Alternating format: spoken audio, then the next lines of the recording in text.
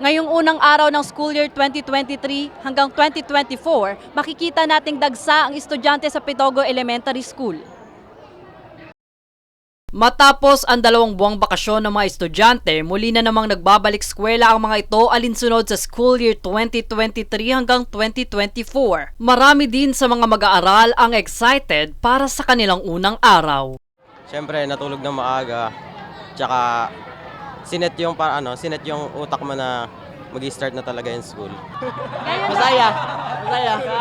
Masaya naman po.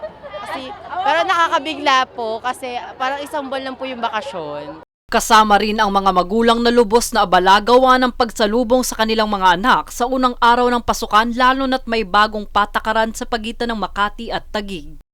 Kagaya ng mga uniform na yan, dapat yung uniform na yan sa Makati yan eh. So hindi ko alam kung kailan papalitan ng uniform ng Taguig.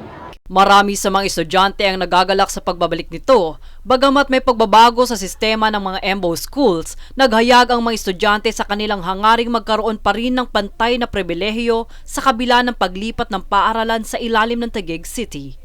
Sana lang po yung benefits ng Makati.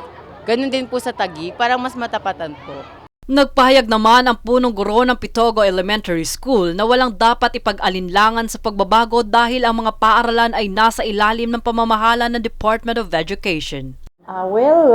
Siya ang ating DepEd Secretary. Siya talaga sa kanya kami talaga susunod actually. Exciting talaga ngayon. At pinaghandaan namin. Hindi siya, walang issues. Napaka-smooth ang pagbabalik ng mga bata. We just stick to DepEd. No more, no less. Jade Buhoy, nag-uulat para sa One Media Network.